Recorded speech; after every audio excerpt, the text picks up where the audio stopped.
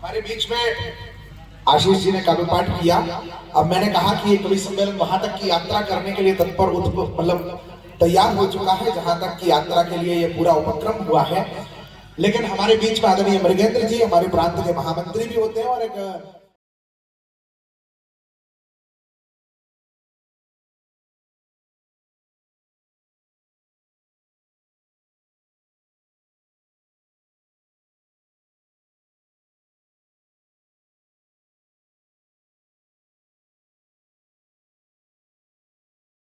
जो है आशु कवि हैं। आज जब मंच का संचालन कर रहे थे जो कुछ हो रहा था उसे कविता में गाते जा रहे थे। ऐसे एक जादुई कवि हैं। एक संक्षिप्त से 2 मिनट की प्रस्तुति के लिए केवल आपकी उपस्थिति में, माननीय लोगों की उपस्थिति में उनका एक रेखांकन हमारे बीच में है। हाँ, उमेश लखन 3-5 आ गए हैं। 3 करके आए कि 5 करके आए हैं। मैं चाहता हूं आदरणीय मृगेंद्र श्रीवास्तव जी एक छोटे 2 मुक्तकों के लिए आपकी जोरदार तालियों के बीच में आवाज देता हूं। फिर हम सुदीप भोला जी और मैं 2 लोग काव्य कविताएं सुनाएंगे। हम लोगों ने अनुमान लगा लिया है कि कितनी सुनाना है। जब पूरी कुर्सियां भरी होती थी हमें इतने कवि खर्च करने पड़े इतने लोगों को भगाने में। अब 2 लोगों को और है हमारे पास, तो कितनी कविताएं सुनानी है हमारे पास इसका अनुमान है। आप जोरदार तालियां बजाएं।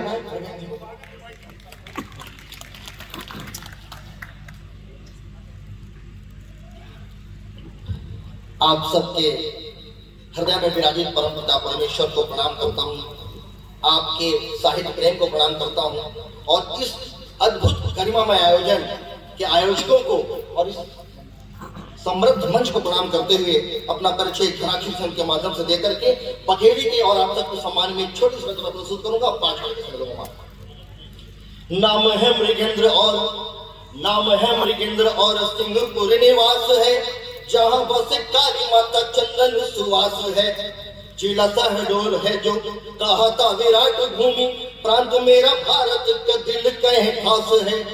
जाति है कायत मेरी लेखन है कर्म मेरा, जाति है कायत मेरी लेखन है कर्म मेरा।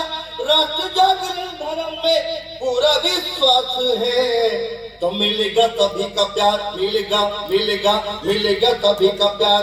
और आशीष मुझे ज्येष्ठ श्रेष्ठ जनों से सभी से मुझे आस है, ज्येष्ठ श्रेष्ठ जनों से सभी से मुझे आस है। एक बघीरी रचना वर्तमान हालात पर महंगाई सिर्फ 2.5 मिनट। आमा कस चूस डारी हम ही महंगाई, अरे हम तो आम जनता जी हैं कैसे भाई, हम तो आम जनता जी हैं कैसे भाई। 1-1 रुपया करके हम चोरी, ज्वारा भर रुपया माल मिले थोड़ी। अरे आधा पेट खा के दिन हम बिताई, और हम तो आम जनता जी हैं कैसे भाई, हम तो आम जनता जी हैं कैसे भाई। पेट्रोल डीजल बिन चले नहीं गाड़ी, और दाम इनकर सुन के सटक जाए नाड़ी। और तोहते महंगाई के, तोहते महंगाई के हाल का बताई, अरे हम तो आम जनता जी हैं कैसे भाई। तब पेट काहे देखी कि मूड काहे सोची, और थोड़को कसर हो तो औलाद नोची। और मेहनत से भुखरी है, मेहनत से भुखरी है लड़कन के माई। हम तो आम जनता जी हैं कैसे भाई, हम तो आम जनता जी हैं कैसे भाई। हटी ना गरीबी गरीब निपट गए, हटी ना गरीबी गरीब निपट गए। पेट पीठ दोनों आपस में चिपट गए। दार भात तू भर भा पानी बिके भाई, और हम तो आम जनता जी हैं कैसे भाई, हम तो आम जनता जी हैं कैसे भाई।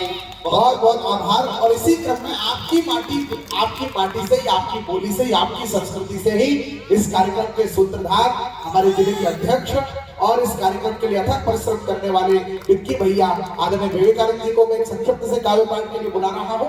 बहुत तेजी से आप सभी तालियां बजाइए, जितनी देर आप लेंगे उतनी देर सुजीत जी तक पहुंचने में लगेगी। फिर विधायक जी का भी उद्बोधन, क्या विधायक जी भी कुछ कविता कहेंगे हमारे बीच में। अभी बहुत कुछ होना बाकी है, पिक्चर अभी बाकी है दोस्त।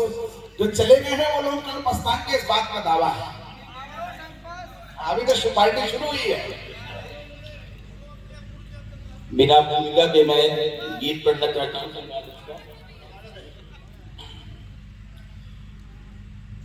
कोमलता के पाँव छिले विधवा हुआ मन, विधवा हुआ मन, झरनों की याद लिए दल दल समन, दल दल समन। कोमलता के पाँव छिले विधवा हुआ मन, विधवा हुआ मन, झरनों की याद लिए दल दल समन। हरिश चंद्र रोता यहाँ, हरिश चंद्र रोता यहाँ, नहीं कोई करण, नहीं कोई करण, बिके हाथ दानी के देश का पतन, बिके हाथ दानी के देश का पतन। ध्यान दीजिएगा। स्वार्थ हित नोच खाया माँ का बदन, स्वार्थ हित नोच खाया माँ का बदन, अधनंगे नृत्य हुए देश का पतन। स्वार्थ हित नोच खाया माँ का बदन, माँ का बदन, अधनंगे नृत्य हुए देश का पतन, अधनंगे नृत्य हुए देश का पतन। अंतिम पंक्ति। मोदी और योगी, अरे मोदी और योगी तुम कर दो जतन, मोदी और योगी कुछ कर दो जतन, सोने की चिड़िया सा हो जाए मन। मोदी और योगी कुछ कर दो जतन, कर दो जतन, सोने की चिड़िया सा हो जाए मन। कोमलता के पाँव छिले विधवा हुआ मन, विधवा हुआ मन, झरनों की याद लिए दल दल समन, झरनों की याद लिए दल दल समन।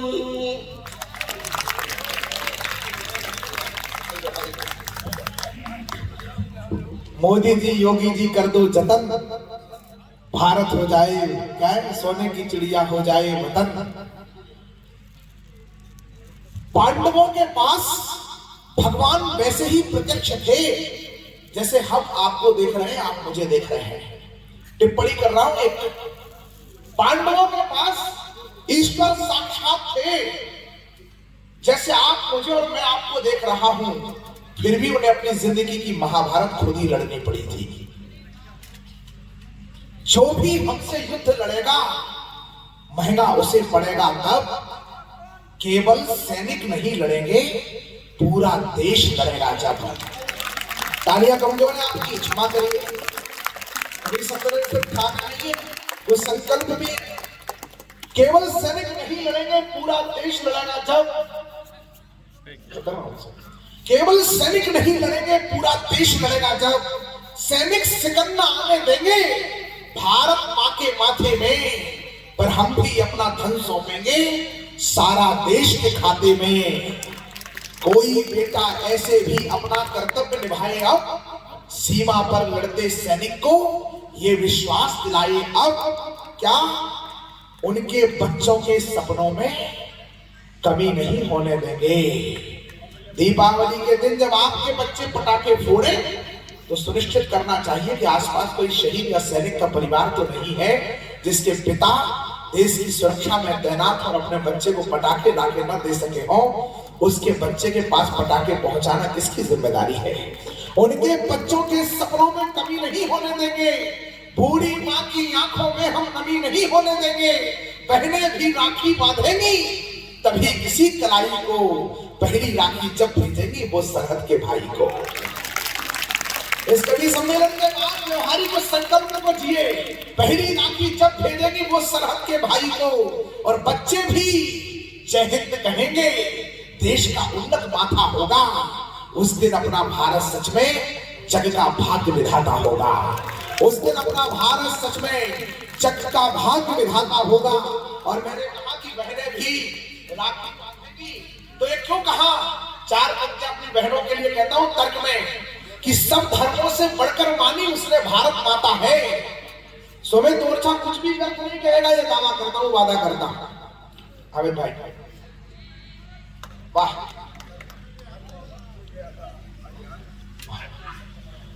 सब धर्मों से बढ़कर मानी उसने भारत, भाई साहब प्रणाम करता हूं आपको।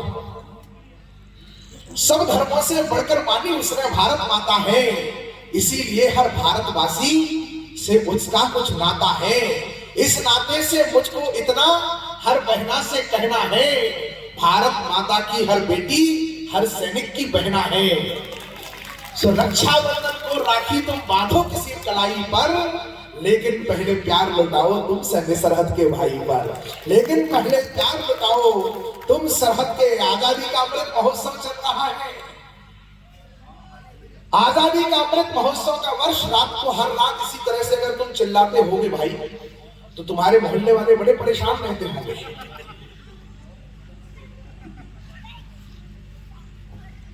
वो सूरज का बेटा तुमसे क्षमा मांगकर क्या करता। राजस्थान की सरकार ने एक क्रांतिकारी के लिए किताबों में यह जुड़वा दिया कि इन्होंने अंग्रेजों से क्षमादान मांगा था। 4 पंक्तियां जनता की अदालत में बड़े लोगों की उपस्थिति में दर्ज करता हूं और एक कवि की भूमिका बनाता हूं कि वो सूरज का बेटा तुमसे क्षमा मांगकर क्या करता, जो संघर्षों का पर्यायी क्षमा मांगकर क्या करता। क्षमादान मांगा होता तो अत्याचार नहीं होते, मजबूरी में तैर तैर कर सागर पार नहीं होते। और अभी तक मैंने नाम नहीं लिया उनका, आप समझ जाएंगे तो आपकी राष्ट्र चेतना मुझे अवगत कराए और तालियां जयपुर राजस्थान तक जाए, जहां ऐसा कलुषित निर्णय करने वाले लोग रहते हैं। वो सूरज का बेटा तुमसे क्षमा मांगकर क्या करता, जो संघर्षों का पर्यायी क्षमा मांगकर क्या करता। क्षमादान मांगा होता तो अत्याचार नहीं होते, मजबूरी में तैर तैर कर सागर पार नहीं होते। उनके बच्चों को भी तो सत्ता का ताज मिला होता, और माफी मांगी होती तो उनको भी राज मिला होता। माफी मांगी होती तो उनको भी राज मिला होता। कठिन क्रूरतम काला पानी का संत्रास नहीं मिलता। अगली पंक्ति पर आपको तक तर्क पहुंचे तो सूचित करिएगा कि कठिन क्रूरतम काला पानी का संत्रास नहीं, कठिन क्रूरतम काला पानी का संत्रास नहीं मिलता। एक जन्म में 2 जन्मों का कारावास नहीं मिलता। इसलिए आह्वान करता हूं कि बनना है तो युवा साथियों। अब मैं कोशिश करूंगा कि माले में उतारूं नहीं, ताकि रिसाइकल नहीं हो पाए। प्रणाम करता हूं। 4-6 पंक्तियों में अपने बड़े कवि की अगवानी में खड़ा हूं, सुधीर भैया की, और उसके बीच में हमारे छोटे भाई को भी काव्य पाठ करना है। लेकिन मैं अपना क्रम समझ करके आपको कुछ पंक्तियां सुनाना चाहता हूं। पर तालियां बजा करके मुझे बनना है तो युवा साथियों भारत की तकदीर बनो, धर्म ध्वजा की रक्षा करने पार्थ के तीखे तीर बनो। जिस यात्रा की बात कही, 492 वर्ष की यात्रा की बात करी प्रेरणा ने, यह शुभंकर कर्म की यात्रा है, यह मनुष्यता के मर्म की यात्रा है। इसमें त्याग है, तप है, साधना है, यह साक्षात धर्म की यात्रा है। रामो विग्रहवान धर्मा। तब निवेदन कर रहा हूं कि बनना है तो युवा साथियों भारत की तकदीर बनो, धर्म ध्वजा की रक्षा करने पार्थ के तीखे तीर बनो, त्याग समर्पण देशभक्ति की एक नई बुनियाद बनो। भगत सिंह सुखदेव राजगुरु चंद्रशेखर आजाद बनो, भगत सिंह सुखदेव राजगुरु चंद्रशेखर आजाद बनो, राष्ट्रपुत्र गांधी जी के पावन पुण्य विचार बनो। एक टिप्पणी राजा से मैंने कहा कि राष्ट्रपुत्र गांधी जी, तो एक पत्रकार ने गुजरात में मुझे टोक दिया, बोले आपने राष्ट्रपिता नहीं कहा।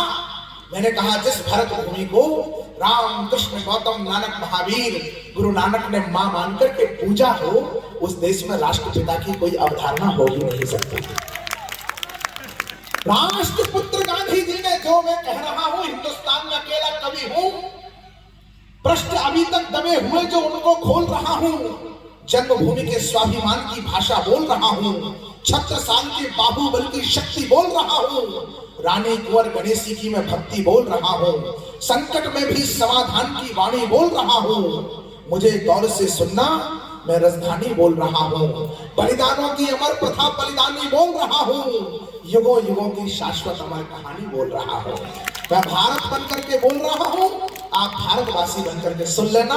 मेरा परिधानों में हमें भाई ने मुझे माला पहनाई है, फोटो में कल फेसबुक पर लगाऊंगा, प्रणाम करता हूं। परिधानों के रंग अलग पर चरखे तो है एक हमारे, हाँ पूजा के ढंग अलग पर पुरखे तो है एक हमारे। हमें याद है भटक गए थे आग कर्मों की आंधी में, पर अब लौट चलो अपने घर नई मिली आजादी में।